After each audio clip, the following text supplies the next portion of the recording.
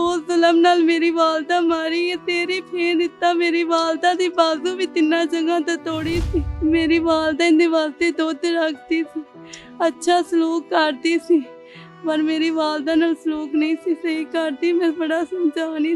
बहू ने अपनी सास को कत्ल कर दिया। मेरी वालदा पानी तो भी प्यासी गई है, पता नहीं किस तरह तड़प के जान निकली होएगी मेरी वालदा दी। मैं जुल्म बर्दाश्त नहीं हो रहा।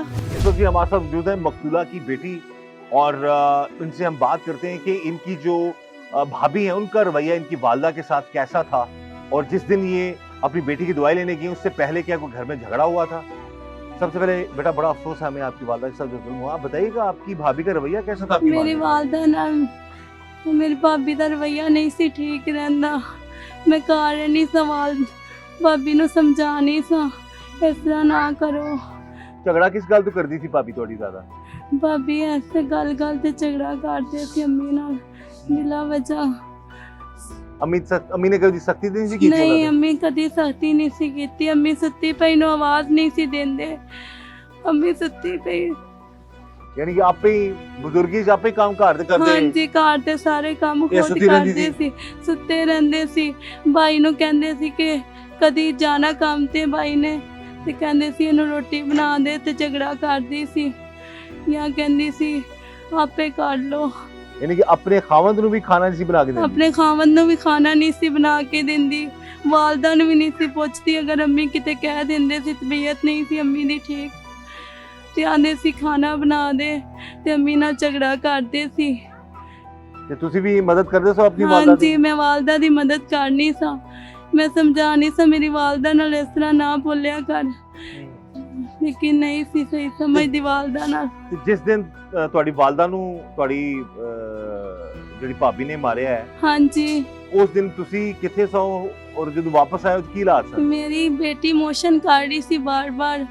अब्बू भाई चले गए सी। वालदा कह रही सी कि अगर पहले दी तबीयत खराब होंदी ते तू भाई नु घर रख लैंदी ते ना जांदी तू, मैं ना जांदी ते मेरी वालदा ना इस तरह होंदी। पर मेरी वालदा कहंदी मैं तेनू पैसे देनी आ, जा छोटी जाके दवाई ले आ। मैं पैदल गई चाचू दी बेटी नु नाल लैके आइए। मैं दुकान दे अंदर ही गई हाँ ते मगर मामू दा बेटा आ गया, आंदा शमला घर आई आ। मैं घर आई हाँ, वालदा दा सिर ही फिसया पिया। अस्तगफुरुल्लाह। वालदा दा सिर ही फिसया पिया। वालदा खत्म हुई पई, मैनू तकीदा करती सी तिगे ध्यान नाल जावी।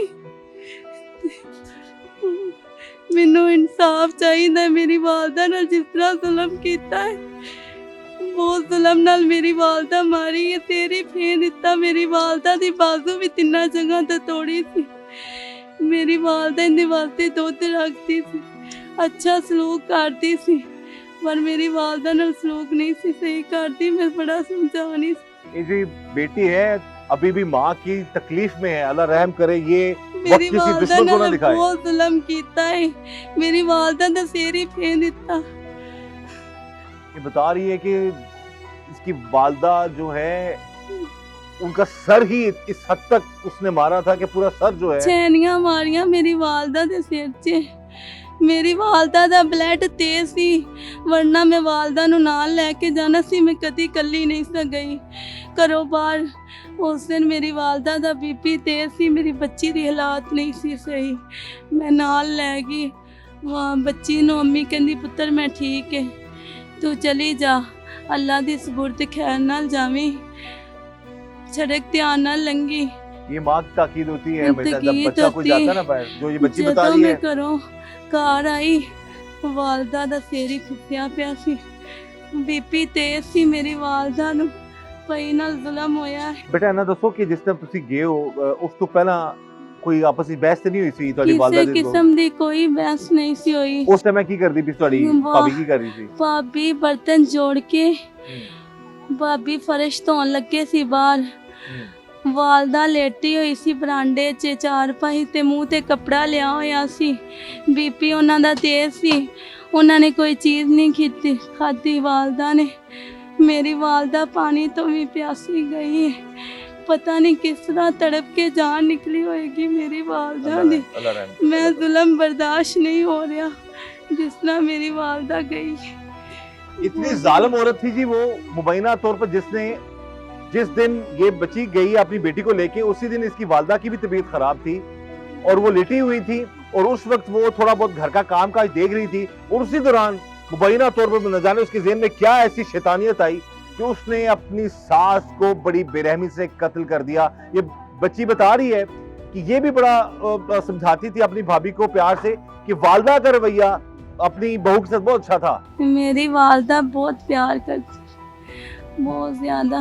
बेटा जी तुसी उनकी कहना चाहोगे ਤੁਹਾਨੂੰ पता अच्छा ये दोस्तों ਤੁਹਾਨੂੰ पहला पता की लगा, पहले इतला की लगी, पता किस तरह लगा भाभी कातिल है, ਇਹ किस तरह पता लगा? मेरी मां ਨਾਲ ਸਲੂਕ ਨਹੀਂ ਸੀ ਸਹੀ ਕਰਦੀ, ਮੇਰੀ ਵਾਲਦਾ ਨਾਲ ਰਵਈਆ ਨਹੀਂ ਸੀ ਸਹੀ ਕਰਦੀ। ਮੇਰੀ ਵਾਲਦਾ ਦੀ ਕਾਤਲ ਮੇਰੀ ਭਾਬੀ और कोई नहीं।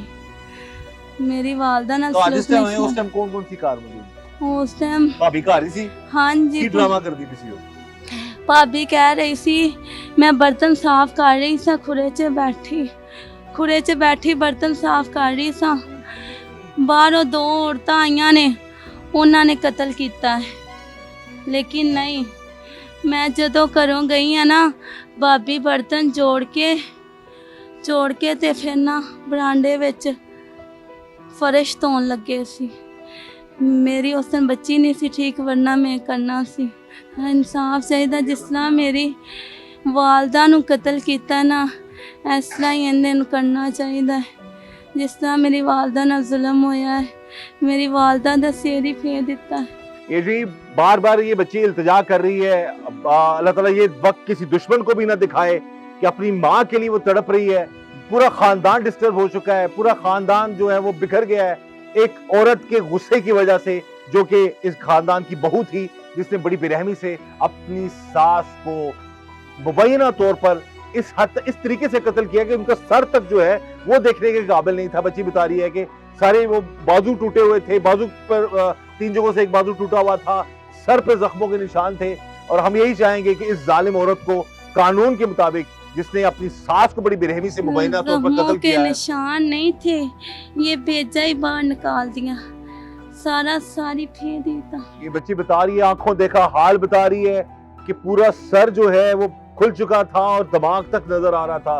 अल्लाह रहम करे जी, अल्लाह ताला इस मामला से ऐसे मामला से अल्लाह ताला सबको महफूज रखे। और हम यही चाहेंगे कि इस जालिम बहू को, जिसने मुबैना तौर पर अपनी सास को बड़ी बेरहमी से कत्ल कर दिया, उसको कड़ी से कड़ी सजा मिलनी चाहिए, ताकि आइंदा कोई भी किसी के साथ ऐसा जुल्म ना कर सके। इस वक्त जी हमारे साथ मौजूद है मुस्तफाबाद में हमारे नुमाइंदा फैजान शरीफ, और उनसे हम बात करते हैं इस केस के हवाले से। जी फैजान बताइएगा। जी बिल्कुल कैसर भाई, ये वाक़या जुमेरात को 18 तारीख को सुबह 9:30 बजे मुस्तफाबाद के इलाका नवा था में पेश आया है, जहाँ पे बहू ने अपनी सास को कत्ल कर दिया। अच्छा, ये बहू ने एक बाले जुर्म जैसा का बता रहे हैं कर लिया है, तो उसने कोई ड्रामा भी रचाया था बच्चे जी का? उन्होंने ड्रामा भी रचाया कि 2 ख़वातीन आई हैं, उन्होंने चोरी करने के इरादे से आई थी, लेकिन वो मार उनका गई जो सास को? उनको मार गई। लेकिन बाद में जब पुलिस ने तफ्तीश की है तो पता चला कि उनकी बहू ने उनका कत्ल किया।